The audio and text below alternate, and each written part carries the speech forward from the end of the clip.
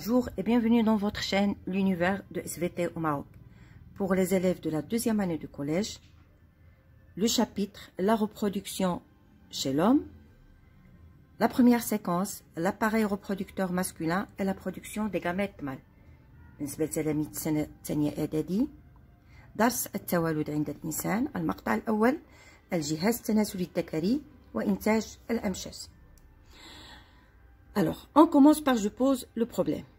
Chez le garçon, l'appareil reproducteur commence à fonctionner à partir de la puberté. إذا عند الذكر الجهاز التناسلي يبدأ بالعمل من مرحلة البلوغ. Il produit de façon continue les gamètes mâles appelés spermatozoïdes. وبالتالي هذا الجهاز يقوم بإنتاج الأمشاج الذكرية وتسمى الحيوانات المنوية. Quelles sont les manifestations de la puberté chez le garçon? إذا غادي نشوفوا مظاهر البلوغ عند الذكر. Quelle est la structure de l'appareil reproducteur masculin؟ وغادي نشوفوا مناش كتكون هاد الجهاز التناسلي الذكري. Où et comment sont produits les gamètes mâles؟ وغادي نشوفوا كيفاش كتكون هاد الأمشاج الذكرية أو الحيوانات المنوية. Alors, l'activité 1. Les manifestations de la puberté chez le garçon. إذا غادي نشوفوا دابا مظاهر البلوغ لدى الفتى. Alors, le document 1 présente la puberté se manifeste chez le garçon entre l'âge de 10 à 17 ans. الذكر أو الفتى يصل إلى البلوغ ما بين سن 10 و 17 سنة. إذا غادي نشوفوا كيفاش كتجلى هاد مراحل البلوغ. Alors, de 10 à 11 ans, augmentation de la taille du pénis et des testicules. إذا ما بين قلنا 10 إلى 11 سنة كنلاحظوا زيادة في قد الخصيتين وكذلك القضيب. Entre 12 à 13 ans, apparition des poils pubiens, l'appareil reproducteur poursuit son développement. Alors, هنا كنلاحظوا قلنا ما بين 13 و 14 سنة كنلاحظوا بداية ظهور شعر العانة. الجهاز التناسلي يتابع النمو. 13 à 14 ans, accélération de la croissance, apparition des poils sous les aisselles, changement de la voix.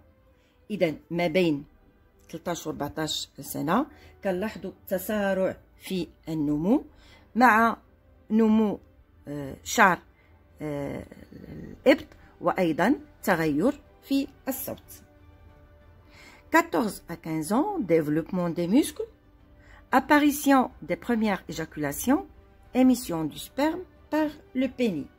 إذا ما بين 14 إلى 15 سنة كنلاحظوا على أن العضلات تنمو، كنلاحظوا أيضا اتساع الكتفين، بداية قذف المني. قذف المني هو خروج المني من العضو الذكري. Les changements de la puberté traduisent l'acquisition de la capacité de se reproduire. إذا بمجرد ما كيوصل الفتى إلى البلوغ هذا يدل على أنه قادر على التوالد. إذا اللي خصنا نعرفو في هذه المرحلة أن مرحلة البلوغ عند الإنسان راه كتظهر فيها تغيرات اللي هي جسمية ونفسية، بحيث كتظهر صفات كنسميوهم صفات جنسية ثانوية، وهي علامات كتهم أعضاء غير أعضاء الجهاز التناسلي، مثل كما شفنا ظهور الشعر، نمو الثديين عند الأنثى إلى غير ذلك. وكتختلف هاد الصفات الجنسية الثانوية لي كاركتير سيكسويل سكوندير كتختلف قلنا حسب الجنسين، يعني حسب واش أن ذكر ولا أنثى. وكتستكمل الأعضاء التناسلية النمو ديالها وكتبدا الوظيفة ديالها، وهذا اللي كنسميوه صفات جنسية أولية. وغادي نعرفوا بعد ما نشوفوا هاد علامات البلوغ عند الإناث، غادي نشوفوا على أن فترة ظهور هاد العلامات البلوغ كتختلف حسب عدة عوامل، منها التغذية، منها المناخ، منها الموقع الجغرافي إلى غير ذلك، لكنها كتبقى دائما كتحتفظ بنفس التعاقب في الزمن. Alors l'activité 2, l'appareil reproducteur masculin أو الجهاز التناسلي الذكري. Alors غادي نبداو بلو document 2, l'appareil reproducteur masculin. Alors tout d'abord on a une vue de profil. Après on a une coupe schématique d'un testicule. On va voir de quoi est constitué le testicule. Alors, tout d'abord, on commence par l'appareil reproducteur masculin. Alors, quand vous voyez, vue de profil, alors l'appareil reproducteur, elle est constitué par les éléments suivants. Quand vous voyez ici, on a tout d'abord les testicules, l'hiya al-khassia, le lieu de production des spermatozoïdes. Plus exactement, donc à l'intérieur des tubes séminifères se fait la production des spermatozoïdes. إذا قلت الخصيتين بالضبط فالأنابيب المنوية هي التي إذا فيها يتم إنتاج الأمشاج الذكرية اللي هي الحيوانات المنوية. Après, on a l'épididyme. Alors l'épididyme هو البربخ ou l'épididyme. C'est le lieu de séjour des spermatozoïdes avant de quitter le testicule. إذا قلت داخل هذا الإبيديديم هنا كتبقى الحيوانات المنوية واحد المدة من الوقت حتى يتم النضج ديالها، يعني pour que les spermatozoïdes arrivent à maturité. Après, on a le canal déférent. إذا le canal déférent, c'est le canal qui permet aux spermatozoïdes de quitter les testicules. Donc, les spermatozoïdes, après avoir été formés au niveau des tubes séminifères à l'intérieur des testicules, passent par l'épididyme. L'épididyme, c'est un réseau de canaux où les spermatozoïdes acquièrent leur maturité. Après, ils passent par le canal déférent. Alors, le canal déférent, c'est le lieu de passage ou bien par lequel vont s'acheminer les spermatozoïdes. Après, on passe à la vessie. Alors, la vessie n'appartient pas à l'appareil reproducteur, elle appartient à l'appareil urinaire. Et dans la vessie, il y a المثانة وهي تنتمي للجهاز البولي. Après, on a ce qu'on appelle les vésicules séminales. Alors, normalement, il y a deux vésicules séminales, de part et d'autre. Donc, بما أن هذه النظرة جانبية فهنا كتبان لنا غير une seule vésicule. Mais en fait, on a deux vésicules séminales. Après, on a la prostate. Alors, le rôle de la prostate et des vésicules séminales, c'est qu'ils produisent des sécrétions qui s'ajoutent aux spermatozoïdes pour constituer ce qu'on appelle le sperme. Et dans les vésicules séminales ou la prostate, أنهم هما اللي كينتجوا لنا ما يسمى بالسائل المنوي, le liquide séminal. Après, on a هنا عندي la glande de Cooper. Alors هنا ما داروها لكمش. La glande de Cooper aussi, elle produit des constituants qui bien sûr s'ajoutent aux spermatozoïdes pour former ce qu'on appelle le sperme. هي عندها واحد الدور في إنتاج مكونات للسائل المنوي. Après, on a ce qu'on appelle l'urètre. Alors, l'urètre, اللي هو الإحليل. Alors, l'urètre, c'est un canal par où va sortir le sperme et aussi les urines. إذا قلنا هاد الإحليل هو واحد القناة التي يخرج منها المني كما يخرج منها البول. Après, on a ce qu'on appelle le pénis. Alors, اللي هو القضيب, c'est l'organe qui intervient dans le rapport sexuel. Après, on a l'orifice urogénital. فهي في نفس الوقت فتحة تناسلية وفتحة بولية, يعني منها غادي يخرج البول كما يخرج المني. إذا آخر حاجة بقات لي نذكر بها هي la bourse. Le rôle de la bourse, c'est un prolongement. Alors, c'est un prolongement de la peau constituant un sac qui protège les testicules. إذا قلنا هاد la bourse هي واحد الجزء من الجلد اللي كيحافظ على هاد الخصيتان، واللي كنعرفوا على ان الخصيتان توجدان خارج جسم الانسان. لذلك فدائما حراره هاد الخصيتان تكون اقل من حراره جسم الانسان، وهذا بطبيعه الحال لان الحراره تؤثر على الحيوانات المنويه. Alors, les spermatozoïdes sont produits au niveau des tubes séminifères. إذا قلنا هاد الحيوانات المنوية يتم إنتاجها داخل الخصية، وبالضبط داخل ما يسمى بلي tubes séminifères des testicules. Il séjourne environ 2 semaines dans l'épididyme. إذا قلت أن هاد الحيوانات المنوية بعد ما كتكون داخل الأنابيب المنوية على مستوى الخصية كتمر إلى ما يسمى بالإبيديديم اللي هو البربخ، وتقضي هناك حوالي أسبوعين لكي تصل هذه الحيوانات المنوية إلى النضج pour acquérir leur maturité. Le sperme évacué au moment de l'éjaculation contient les spermatozoïdes mélangés avec les sécrétions de prostate et des vésicules séminales.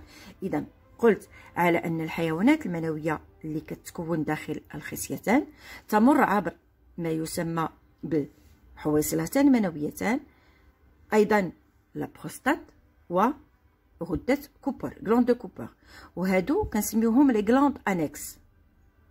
إذا اللي هي الغدد الملحقة. دور هاد الغدد الملحقة أنها كتفرز السائل المنوي الذي يضاف إلى الحيوانات المنوية من أجل إعطاء المني. شاك تستيكول، إذا كل خصية تحتوي على 600 إلى 1200 أنبوب منوي جد رقيق، بلوتوني بمعنى مجموعة على شكل كبة بحال كبة الصوف، وتسمى الأنابيب المنوية. Les spermatozoïdes sont produits de façon continue à partir de la puberté et durant toute la vie. إذا الحيوانات المنوية تنتج من طرف الخصية ابتداء من البلوغ وطيلة حياة هاد الذكر. إذا غادي ننتقل باش نشوفوا هاد المقطع نتاع الخصية. الوغ شنو كنلاحظوا هنايا؟ الخصية هي مكونة من إذا 1 سي تستيكول، 2 سي لي تيوب سيمينيفير الأنابيب المنوية، 3 سي إبيديديم، إذا قلنا هي واحد شبكة من القنوات اللي كنسميوها ليبيديديم أو البربخ، et enfin on a 4 c'est le canal déférent. Alors j'ai dit que le canal déférent permet aux spermatozoïdes de quitter les testicules. Très bien, je passe à l'activité 3. Alors l'activité 3, la production des gamètes mâles. إذا غادي نشوفوا كيفاش كيتم إنتاج هاد الأمشاج داخل الخصية. Alors, à partir de la puberté et durant toute la vie, les cellules qui constituent la paroi du tube séminifère produisent les gamètes mâles à travers une série de divisions cellulaires. إذا انطلاقا من مرحلة البلوغ تبدأ الخصيتان بالعمل، وتنتج خلال كل حياة الشخص أو الذكر خلايا. هاد الخلايا هي اللي كتكون ما يسمى لا باروا دو تيوب سيمينيفير عبر مجموعة من الانقسامات الخلوية. لي سبرماتوزويد ماتور، إذا عندما تصل الحيوانات المنوية إلى النضج، qui se caractérise par l'apparition du flagelle, se retrouve au centre du tube séminifère ou bien à la lumière du tube séminifère. إذا قلت بمجرد ما كتوصل هاد الحيوانات المنوية إلى النضج فإنها تظهر لها ما يسمى بالفلاجيل. إذا permet aux spermatozoïdes de se déplacer. وهاد الخلايا اللي تكونت لنا اللي هي الحيوانات المنوية غادي نجبروها على مستوى وسط هاد الانابيب المنويه. اذا باش نشرح لكم اكثر خصنا نعرفوا على ان لي غاميت مال اللي هما لي سبرماتوزويد se forment au niveau des tubes séminifères à partir des cellules qu'on appelle les cellules mères des gamètes ou bien les cellules mères des spermatozoïdes. هاد les cellules mères des spermatozoïdes subissent une succession de divisions cellulaires pour donner ce qu'on appelle les spermatozoïdes. Les spermatozoïdes sont caractérisés par la présence d'un flagelle, alors d'une tête qui est constituée par le noyau, cytoplasme et membrane cytoplasmique. En plus, on a une pièce intermédiaire qui se trouve entre la tête et le flagelle. Les gamètes mâles se forment au niveau des tubes séminifères à partir des cellules mères qui subissent une succession de divisions cellulaires. Dans la dernière étape, les spermatozoïdes prennent, ou bien le spermatozoïde prend sa structure finale qui est constituée d'une tête, d'un noyau, membrane cytoplasmique et cytoplasme, et en plus d'une pièce intermédiaire et d'un flagelle. Le gamète mâle est une cellule qui est mobile puisqu'elle est constituée par une membrane cytoplasmique, un noyau et du cytoplasme, et elle possède un flagelle qui lui sert de se déplacer. Alors, comme vous voyez ici, le document 3 montre ce qu'on appelle, alors tout d'abord, ici on a la production des spermatozoïdes au niveau des tubes séminifères. C'est une coupe transversale d'un tube séminifère vu au microscope. إذا عندنا هنايا نظرة اللي هي مقطع عرضي لأنابيب منوية وهنايا بطبيعة الحال رؤية مجهرية. Après, ici, on a schéma d'interprétation. إذا هنا واحد الرسم تفسيري كيوضح لنا كيفاش كتتم عملية إنتاج الحيوانات المنوية انطلاقا من الخلايا ومن الأمشاج. Après, on a des spermatozoïdes observés au microscope électronique. إذا هنا عندنا حيوانات منوية رؤية مجهرية بواسطة المجهر الإلكتروني. وفي الأخير on a un spermatozoïde dont la longueur est de 50 micromètres. إذا عندنا هنايا حيوان منوي. إذا قلنا مكون من رأس، نواة، قطعة متوسطة وما يسمى بالفلاجيل. وبالتالي فطول هذا الحيوان المنوي ما كيتعداش 50 micromètres. Alors, les définitions à retenir. Donc, ce qu'il faut retenir, c'est que le gamète mâle ou spermatozoïde, c'est une cellule reproductrice masculine. L'éjaculation, c'est l'émission du sperme par le pénis. Quelle est la propriété physiologique la plus importante qu'on acquiert à partir de la puberté? Donc, la propriété physiologique la plus importante qu'on acquiert juste à la puberté, c'est la capacité de se reproduire et de transmettre la vie. Dressez un tableau présentant les éléments de l'appareil reproducteur qui figure sur le document 2 et précisez la fonction de chacun d'eux. إذا غادي نعطيهم لكم vite fait. نتوما ما عليكم غير ترسموا واحد لو طابلو غادي ديروا فيه deux colonnes. La première غادي ديروا فيها les éléments de l'appareil reproducteur masculin et la deuxième colonne غادي ديروا فيها la fonction biologique. Alors on commence par le pénis. Alors le pénis, la fonction biologique c'est l'organe intervenant dans le rapport sexuel. L'orifice urogénital, sa fonction c'est la sortie du sperme lors de l'éjaculation. Troisième élément, c'est les vésicules séminales et prostate. Fonction biologique, la production des sécrétions qui s'ajoutent aux spermatozoïdes pour constituer le sperme. Quatrième élément, canal déférent. Fonction biologique, permet aux spermatozoïdes de quitter les testicules. Après l'épididyme, la fonction biologique, c'est le lieu de séjour des spermatozoïdes avant de quitter les testicules. Testicules, ou précisément les tubes séminifères. Fonction biologique, lieu de production des spermatozoïdes. Enfin, on a la bourse, c'est un prolongement de la peau, constituant un sac protégeant les testicules. Après, où et comment se forment les gamètes mâles? Alors, je viens de préciser que les gamètes mâles se forment au niveau des testicules, plus exactement au niveau des tubes séminifères, de la paroi vers la lumière. On a un ensemble de cellules mères des gamètes subissent une succession de divisions cellulaires pour donner un spermatozoïde qui prend sa forme, bien sa structure finale, constituée par tête, pièce intermédiaire et flagelle. Le gamète mâle est une cellule qui est mobile grâce aux ondulations du flagelle.